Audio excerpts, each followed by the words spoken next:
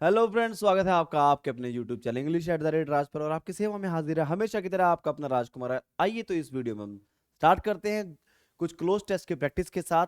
और cloze test जब भी आप सोल्व करते हैं तो उससे पहले सबसे पहले मैंने बताया था कि क्लोज टेस्ट को सोल्व करने से पहले हमें इन बातों का ध्यान रखना है, इन बातों को रिवाइज करना है और फिर क्लोज टेस्ट को सोल्व करना स्टार्ट करना है। अगर आप ऐसा करते हैं तो श्योर है कि आपके मैक्सिमम आंसर ठीक होंगे और हो सकता है कि सारे के सारे आंसर भी आपके ठीक हो। और आज की इस वीडियो में जो क्लोज टेस्ट में सोल्व कराने वाला हूं उसमें कुछ इन बातों को कुछ इसको पढ़ना बहुत ज्यादा जरूरी है। वैसे तो बड़े इजी हैं, दिखने में इजी है, लेकिन थोड़े से कंफ्यूजन है और उस कंफ्यूजन की वजह से आप लोगों का कई बार टाइम खराब हो जाता है। तो हम टाइम ना खराब करते हुए, ज्यादा बातें ना करते हुए स्टार्ट करते हैं सीधा और उन इजी क्लोज टेस्ट को सोल्व करते हैं। क्लियर है? और इजी क्यों है और कंफ्यूजन वाले क्यों है दोनों बताऊंगा, दोनों बातें बताऊंगा। इजी तो है लेकिन कंफ्यूजन वाले हैं। अब देखो, सबसे पहले मैंने कहा कि read the passage thoroughly and carefully. हमेशा पैसेज को रीड करो थोरोली, पूरा का पूरा, और केयरफुली, ध्यान से। ठीक है। दूसरी बात, forward reading and backward reading. अगर आप बिना पैसेज को पहले रीड किए स्टार्ट करते हैं सोल्व करना तो फॉरवर्ड और रीडिंग और बैकवर्ड रीडिंग की ज्यादा जरूरत पड़ती है, लेकिन अगर अच्छे से कर लोगे तो आपको इसकी जरूरत नहीं पड़ेगी। और जो पैसेज मैं आपको इस वीडियो में अब इसके बाद कराने वाला हूं वो पैसेज में फॉरवर्ड रीडिंग और बैकवर्ड रीडिंग की ज्यादा जरूरत पड़ने वाली है कहीं कहीं। ठीक है, मैं ये तो नहीं कहूंगा कि सारे सारे फिलर में ऐसा होने वाला है, लेकिन कुछ फिलर्स में ऐसा होने वाला है और ऐसा होता क्यों है वो बताने वाला हूं मैं। ठीक है, तो इसीलिए इसको अगर हम थोरोली अगर जो पढ़ लेंगे तो ज्यादा बेटर रहेगा। फिर उसके बाद वोकैब है। इस पैसेज में वोकैब इतनी टफ नहीं है, लेकिन वोकैब बेस्ड भी कुछ क्वेश्चन है, दो तीन क्वेश्चन ऐसे जो वोकैब बेस्ड हैं। अगर जो वोकैब हमें अच्छी आती है और कंजक्शन का थोड़ा सा अच्छा नॉलेज है तो यूं चुटकी में सोल्व होने वाला है वो। इडियम्स हैं, कोलोकेशंस मैंने बताया था आपको लास्ट वीडियो में कि क्या होते हैं, लास्ट वीडियो देख लीजिएगा अगर जो आपने नहीं देखा है तो। ग्रामर और identification of part of speech, parallel construction, elimination से भी इसमें कुछ क्वेश्चन सोल्व करने वाले हैं। To understand different categories of option, option की डिफरेंट कैटेगरीज को समझना। ठीक है, सारे के सारे जो 10 पार्ट्स हैं ये एक दूसरे को रिलेट करते हैं, कैसे रिलेट करते हैं और आपके क्लोज टेस्ट को कैसे रिलेट करते हैं वो हम इस वीडियो में देखने वाले हैं। और आपको बस एनहेंस करना है, अपने स्किल्स को जितना ज्यादा हो सके बढ़ाना है। तो आइए स्टार्ट करते हैं इस पैराग्राफ को सोल्व करना और देखते हैं कितने देर में हम सोल्व करने वाले हैं। और मैं आपको समझा भी दूंगा। सपोज अगर 5 से 7 मिनट में मैंने समझा दिया है तो आप पेपर में इसको 3 मिनट में करने वाले हो। क्लियर है? द सोलर सिस्टम, मैंने बोला था कि पहले एक बार क्यों इसमें ना फॉरवर्ड, जब कभी भी पैराग्राफ में, छोटे से पैराग्राफ में 1 से लेकर के 5 तक क्वेश्चन ना पूछ करके 1 से लेकर के 10 तक क्वेश्चन पूछे तो पूरे पैराग्राफ को एक बार पढ़ लेना, उसके टोन को समझ लेना जरूरी होता है। क्योंकि इस तरह के पैराग्राफ में जब जिसमें छोटे पैराग्राफ में ज्यादा क्वेश्चन होते हैं, ठीक है, उस पैराग्राफ में फॉरवर्ड रीडिंग और बैकवर्ड रीडिंग की ज्यादा जरूरत पड़ती है। तो टोन समझ लेंगे तो उसमें टाइम आपका वेस्ट नहीं होगा। क्लियर है? तो अब देखो इसको, the solar system has been complicated wonder for the astronomers. तो सोलर सिस्टम है वो एक कॉम्प्लिकेटेड मतलब अनसुलझा, वंडर मतलब वंडर का मतलब क्या होता है, वंडर मतलब अजूबा है। ठीक है, साइंटिस्ट के लिए, एस्ट्रोनॉमर्स के लिए। This is a dash to which we may never have the exact answer. This is a dash to which we may never. अब यहां पर हमें फॉरवर्ड रीडिंग या बैकवर्ड रीडिंग की जरूरत नहीं है, सीधा सीधा ऑप्शन में जाओ। This is a problem to which we may never have an exact answer. देखो, प्रॉब्लम का होता है सॉल्यूशन, प्रॉब्लम का आंसर नहीं होता। तो प्रॉब्लम वाला तो आएगा नहीं यहां पर। क्वेश्चन का आंसर होता है, मैटर भी नहीं होगा और क्वेरी भी नहीं होगा। क्लियर है? समझ में आ गया? तो इसका आंसर क्या हो जाएगा? क्वेश्चन हो जाएगा हमारा, बी आंसर आ जाएगा इसमें। आगे देखो, to which we may never have the exact answer. Man has wondered dash the age of earth. Man जो है, अब वंडर के बाद क्या आता है? यहां पे ना फॉरवर्ड रीडिंग की जरूरत है ना बैकवर्ड रीडिंग की जरूरत है। वंडर के साथ एक ही प्रेपोजिशन आती है, अबाउट। यहां पर ग्रामर आ गया, फिक्स प्रेपोजिशन की बात आ गई। तो यहां पर क्या आना चाहिए? सी ऑप्शन हमारा करेक्ट है, बाकी ऑप्शन क्या है? गलत है। Man has wondered about the age of the earth dash ancient times. अब यहां पर क्या है? यहां पर भी एक प्रेपोजिशन आनी है। जब हम परफेक्ट टेंस में या परफेक्ट कंटिन्यूअस टेंस में लास्ट में इस तरीके से टाइम दिया गया हो तो आपको बता, इस टाइम से पहले दो प्रेपोजिशन आती हैं, या तो वो फोर आता है या फिर क्या आता है? सिंस आता है ना? दो प्रेपोजिशन आती है ना, फोर आता है ड्यूरेशन ऑफ टाइम के साथ और सिंस आता है पॉइंट ऑफ टाइम के साथ। तो यहां पर एक एंशिएंट टाइम है, पॉइंट ऑफ टाइम है, ड्यूरेशन भाई इतने हजारों सालों से या लाखों सालों से ऐसा नहीं बोला। एंशिएंट टाइम पुराने समय की बात है, पिछले पॉइंट ऑफ टाइम को बताया गया। तो यहाँ पे सिंस आना चाहिए। और ड्यूरिंग नहीं आएगा, अराउंड नहीं आएगा, फ्रॉम नहीं आएगा, तो हमारा पहला ही क्वेश्चन, सॉरी पहला ही ऑप्शन ठीक है हमारा, सिंस। क्लियर है? तो देखो अभी क्या है, अभी हमारे जो दो ऑप्शन है दूसरा और तीसरा, वो दोनों ग्रामर से क्या हुए हैं, सोल्व हुए हैं। और पहला हमारे कॉमन सेंस से कि भाई आंसर तो क्वेश्चन का दिया जाता है, प्रॉब्लम का तो सॉल्यूशन होता है। ठीक है, अगर यहां पर सॉल्यूशन होता ना वर्ड, तो यहां पर क्या आ जाता है, प्रॉब्लम आ जाता। क्लियर है? बड़ी आसान सी बात है, कॉमन सेंस का भी कहीं जगह यूज करना होता है हम लोगों को। तो आगे चलते हैं, देखो अब आगे चलते हैं। There were all kinds of dash that seem to have the dash. There were all kinds of dash. अब यहां पर क्या आ गया, काइंड्स ऑफ। हमेशा याद रखना काइंड्स ऑफ, टाइप्स ऑफ, ठीक है ना, सोर्ट्स ऑफ, ऐसा कभी भी आए ना तो इसके बाद यहां पर जो नाउन आता है वो प्लूरल, क्योंकि ये भी प्लूरल है। ये काइंड जो वर्ड लिखा अगर वो प्लूरल है तो यहां पर भी एक प्लूरल नाउन ही आएगा, सिंगुलर नहीं आएगा। अब ऑप्शन में देख लो, आइडियाज, ओपिनियन, स्टोरीज और मैटर्स। तो ओपिनियन तो आ नहीं सकता और यहां पर मैटर भी नहीं आ सकता, किसी मैटर की बात नहीं कर रहे। आइडियाज और स्टोरीज दोनों में से कुछ भी आ सकता है। अभी क्या है, there were all kinds of ideas that seem to have the dash. अब अगले में देखते हैं, that seem to have the solution, novel, book, answer. अब यहां पर क्या है, इस पांचवें वाले क्वेश्चन में इन पांचों में से क्या आने वाला है ये तो हमें पता लग गया, क्योंकि हमने पहले भी किसकी बात की थी, यहां पर कहां पर हमने बात की थी, दिस इज अ डैश, यहां पर क्वेश्चन आंसर, तो यहां पर भी क्या वर्ड आएगा, आंसर। तो पांचवें में तो आंसर आने वाला है, यहां पर तो क्या आएगा, आंसर आएगा। अब यहां पर क्या फोर्थ में क्या आने वाला है, एक क्या नाम है, एक प्लूरल नाउन आने वाला है। और प्लूरल नाउन में क्या आएगा, स्टोरीज आएगा, आइडियाज नहीं आएगा, क्योंकि पुरानी कहानियों के अनुसार बात कर रहे हैं हम। पुरानी कहानियों में बहुत सारी, और वो कहानियां नहीं है जिसको, मैं सही बात बताऊं, जिसको साइंटिस्ट और एस्ट्रोनॉमर्स पुरानी कहानियां बताते हैं ना, ठीक है, वो हमारे जो सनातन धर्म है उसमें ऑलरेडी वो चीज प्रूव्ड है, जो हमारे वेदों में लिखा हुआ है वो चीज प्रूव्ड है, जिसको कहानियां बताया गया भाई ये तो मनगढ़ंत कहानियां है। दोज आर नॉट मनगढ़ंत कहानियां, those are not stories, those are the facts, जो हजारों साल पहले प्रूव हो चुके हैं। ठीक है, क्लियर है? तो उन स्टोरीज में आइडियाज नहीं थे वो उनके, कि आइडिया लगा लिया एक, वो आइडिया नहीं थे, वो कहानियां है, और कहानियां नहीं, वो सच्ची फैक्ट्स है। तो हमारे यहां पर क्या आने वाला ऑप्शन, हमारे जो चौथे पार्ट में यहां पर क्या आने वाला, स्टोरीज, काइंड्स ऑफ स्टोरीज आने वाला, आइडियाज नहीं आने वाला है। क्लियर है? That seem to have the answer, जिनमें आंसर बताए गए हैं। बहुत सारी पुरानी कहानियां हैं जिनको कहानियां माना गया है, लेकिन वो कहानियां नहीं, वो सच में सच्चाई है। चलो आगे देखते हैं। फिर अब क्या आता है, but man could not begin to dash about the question scientifically. अब begin to read, begin to think, begin to open, begin to guess, सीधी सी बात है। जो मैन है कुड नॉट, वो क्या स्टार्ट नहीं कर सकता था, किसके बारे में, रीड करने के बारे में, थिंक, थिंक यहां पर क्या आना चाहिए, थिंक आना चाहिए, बिगिन टू थिंक अबाउट। वैसे भी रीड अबाउट नहीं होता, रीड के बाद तो क्या होता है, रीड द क्वेश्चन आएगा। रीड के बाद तो क्या होता है, कभी भी प्रेपोजिशन नहीं आती। रीड क्या है, एक ट्रांजिटिव वर्ब है, मैंने वर्ब चैप्टर करा रखा है, उसमें ट्रांजिटिव इंट्रांजिटिव के बारे में बता रखा है। रीड क्या एक ट्रांजिटिव वर्ब है, उसके बाद अबाउट है, ऑन है, इन है, ये नहीं आता है। ठीक है, तो रीड तो नहीं आएगा, ग्रामेटिकली इनकरेक्ट है ये। Think, open about the question, open भी नहीं आएगा। Guess about the question, guess की बात ही नहीं चल रही है, तो सीधी सीधी सी बात है, थिंक आएगा। Think about the question, think about the question होता है, थिंक ऑफ समबडी होता है। क्लियर है?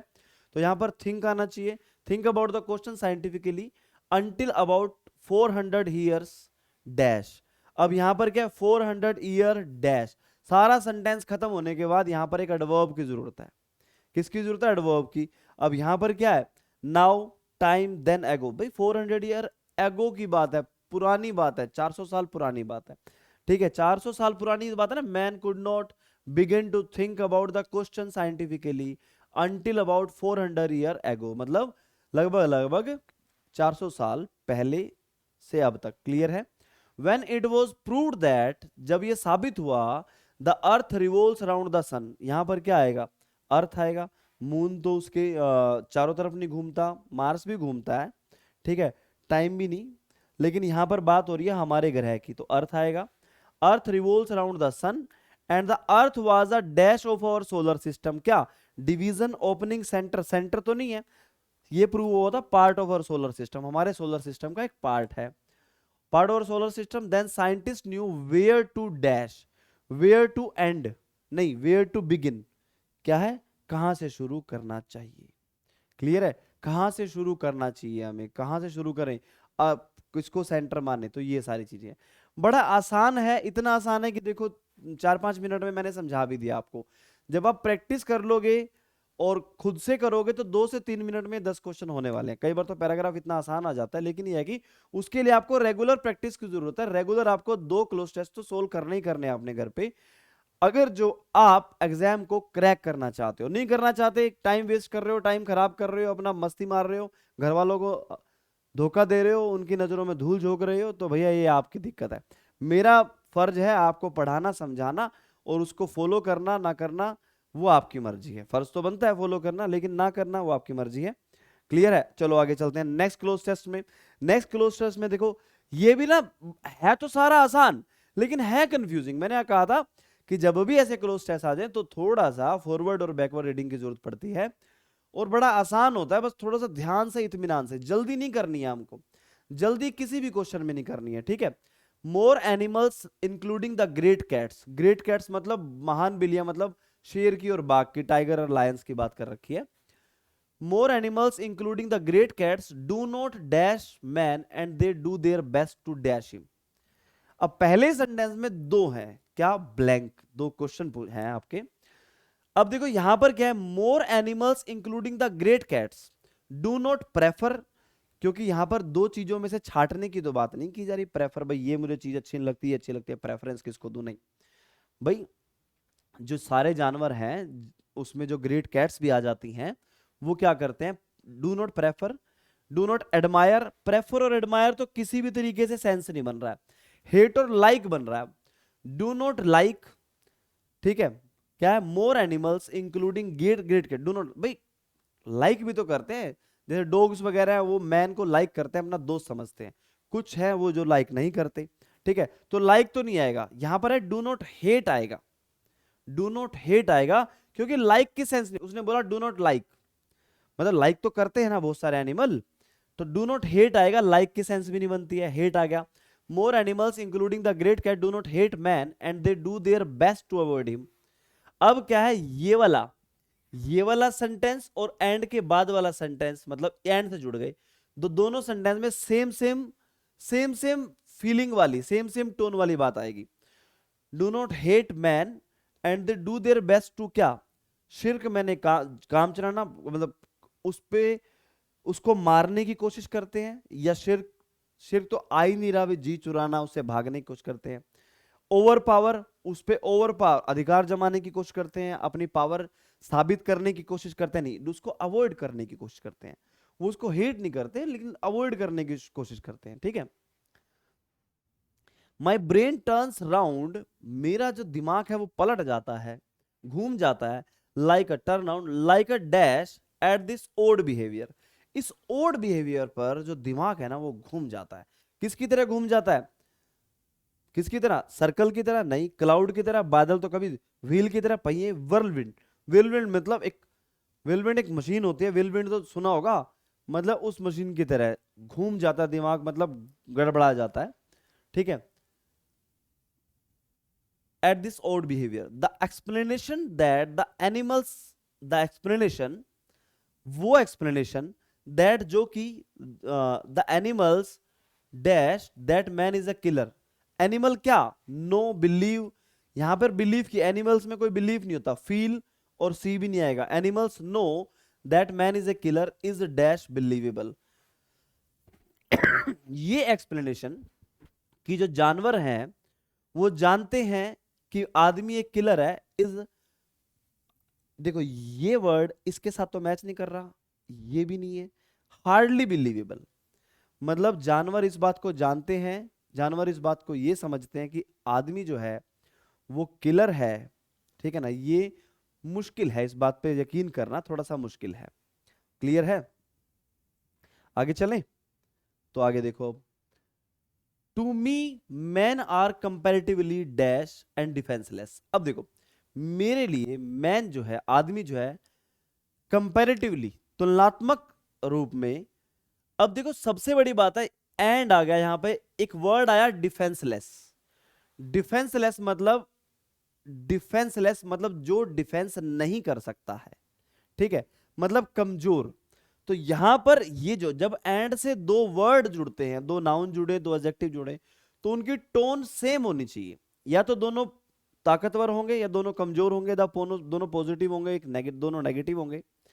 तो यहां पर डिफेंसलेस के साथ, डिफेंसिव होता तो स्ट्रोंग आ जाता, लेकिन डिफेंसलेस है तो स्ट्रोंग नहीं आएगा, पावरफुल भी नहीं आएगा, वीक आएगा या फ्रेजाइल आएगा, तो वीक आएगा। फ्रेजाइल मतलब भी कमजोर होता है, ठीक है। तो weak and defenceless, to me man are comparatively weak and defenceless. Clear है।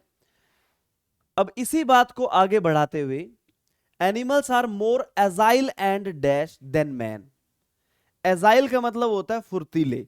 अब इसके साथ एंड लगा और एक और वर्ड जोड़ना है जो ऐसी ही फीलिंग, ऐसी ही टोन वाला हो, ठीक है। Rapid, alert, brisk. रैपिड नहीं, क्योंकि रैपिड क्या है, एडजेक्टिव है। एजाइल क्या है, मोर एजाइल, ये भी सॉरी, ये भी एडजेक्टिव है। मोर रैपिड, मोर अलर्ट, मोर ब्रिस्क। अब रैपिड पुलिस फोर्स होती है ना, रैपिड पुलिस फोर्स, रैपिड मतलब, रैपिड भी क्या होता है, जल्दी होने वाला। रैपिड क्या होता है, जल्दी होने वाला, जल्दी करने वाला। ब्रिस्क का मतलब क्या होता है, फुर्तीला। एजाइल का मतलब भी क्या होता है, फुर्तीला, और ब्रिस्क का मतलब भी फुर्तीला। तो यहां पर हम रैपिड वर्ड का यूज ना करके ब्रिस्क का, अलर्ट भी नहीं करेंगे, डोसाइल, डोसाइल में तो शरीफ होता है, अलर्ट नहीं, ब्रिस्क। देखो ये दोनों के दोनों मीनिंग यहां पर क्या हम यूज करते हैं इसके लिए, लेकिन रैपिड वर्ड का यहां यूज नहीं करेंगे और ब्रिस्क का यहां यूज करेंगे, क्योंकि ब्रिस्क का मीनिंग एजाइल के साथ ज्यादा मैच खाता है, और जानवरों के लिए हम रैपिड वर्ड का यूज नहीं करते। रैपिड फोर्स, रैपिड एक्शन, इस तरह के वर्ड्स के लिए रैपिड का यूज करते हैं। ब्रिस्क वर्ड का यूज जानवरों के लिए किया जाता है, ठीक है, एजाइल, जो एजाइल के साथ मैच कर रहा है। क्लियर है। नेवरदलेस, नेवरदलेस का मतलब क्या होता है, इसके बावजूद भी, in spite of that, it is a fact that, ये एक फैक्ट है, सत्य है। Animals dash avoid the man. Animal क्या सेल्डम, बहुत कम अवॉइड करते हैं, नेवर, मतलब इसमें क्या है, ये फैक्ट है। अब इसमें से क्या आंसर आने वाला है, देखो हमने पहले क्या देखा था, यहां पर हमने लिखा था अवॉइड, यहां पर क्या है, man they do their best to avoid him.